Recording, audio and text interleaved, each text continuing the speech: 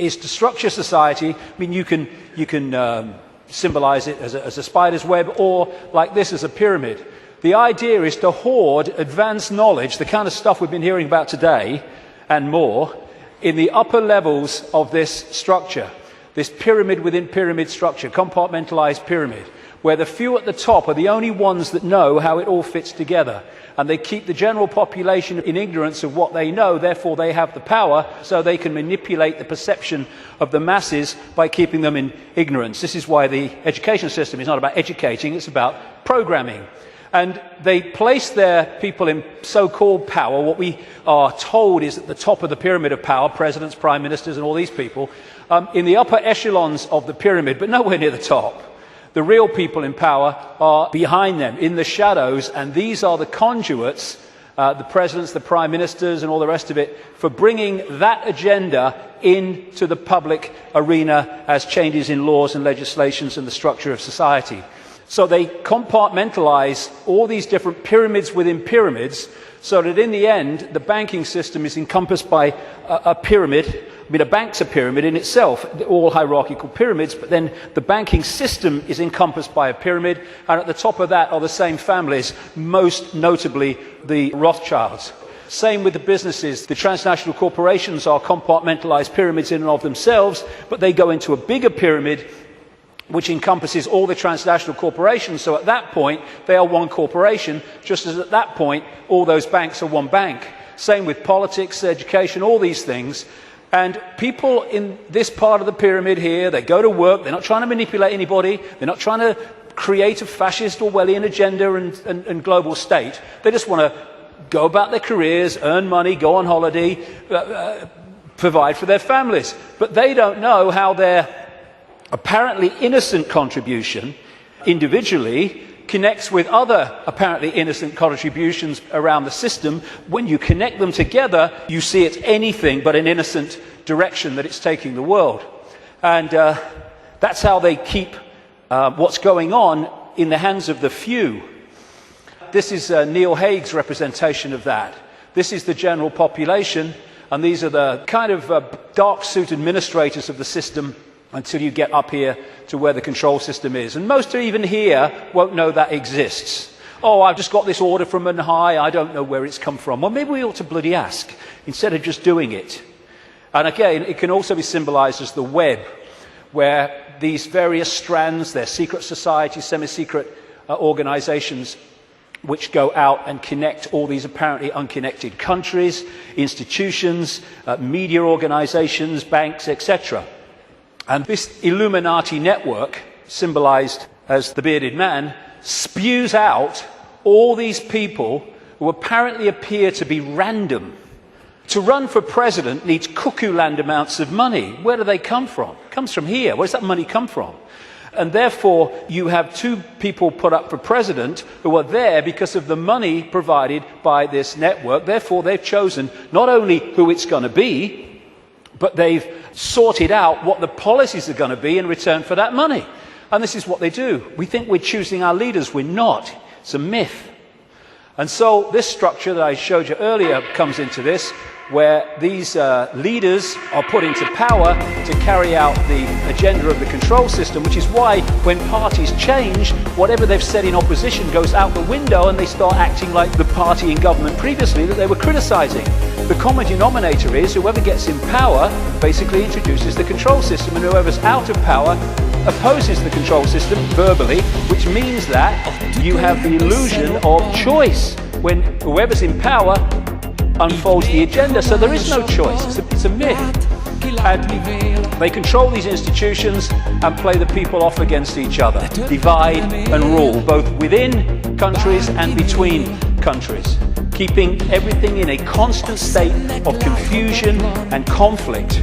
And that's the key. Manipulating confusion and conflict is child's play. Manipulating harmony, manipulating respect between each other is a nightmare. So they have to keep the world in constant states of conflict. Now, when you bring it down to an individual country, as we come down this structure, this is what you find in every country. You had in America, it's a wonderful example, but it plays out all over the world. When I say jump, I mean Olympic high jump record. this is the thing. You take one mask off, you put another mask on. And because it's a different mask, we think it's a different administration, we think controlled by different forces. No, no. And what you have is the movie playing out in the public arena, people who appear to be in opposition to each other when they're controlled by the same puppeteer. And once you look beyond the movie, that's when you start to see what's really happening in the world. The cards are moved around in line with an agenda for the constant, incessant centralization of power. And it's done with people who I keep coming back to have a DNA with empathy deleted, which means anything goes in pursuit of this agenda. And the people are misdirected, diverted by the way society is manipulated and controlled, increasingly so with more and more laws affecting the fine detail of our lives, so that we spend so much time surviving and rushing around, we don't get our head up and see what's going on. So puppet people are essential to the few controlling the world. When we cease to be so, and it's happening more and more, then this will be over. Humans have been put into this round and round and round circular lifestyle with 1 week leads into another week and another week, just a repeating cycle of action and work and sleep and eat and work and sleep and eat for so many people. And this is the structure that they're moving towards. Why? Because when you're the few and you want to control the many, you have to centralize decision making. The more diversity of decision making there is, the less control any central point is going to have over it. So what you need to do is constantly centralize power, so control over more and more and more people goes into fewer and fewer hands.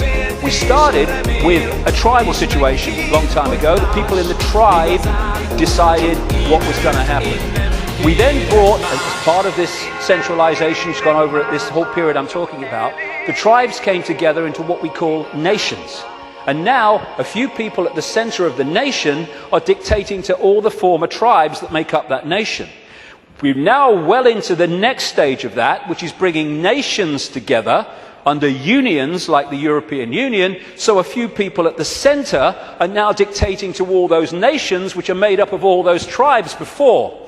And the next stage of that, which they're already preparing for, is to take us into a world government that would dictate to these unions that are building up, like the European Union, the American Union that they want via the North American Union, the Pacific Union, evolved out of organizations like APEC, Asia Pacific Economic Cooperation, and the African Union, already in place, evolved out of the Organization of African Unity and other bodies. And what they done in many of these unions is start them off as free trade zones, just for jobs, that's all it is, no worries. And then they've turned them into fully fledged dictatorships, which is what happened in the European Union.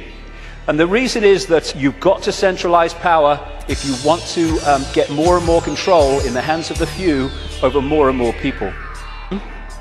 He's led by Timothy Geithner, Treasury Secretary, Rothschild Zionist, and Larry Summers, Rothschild Zionist.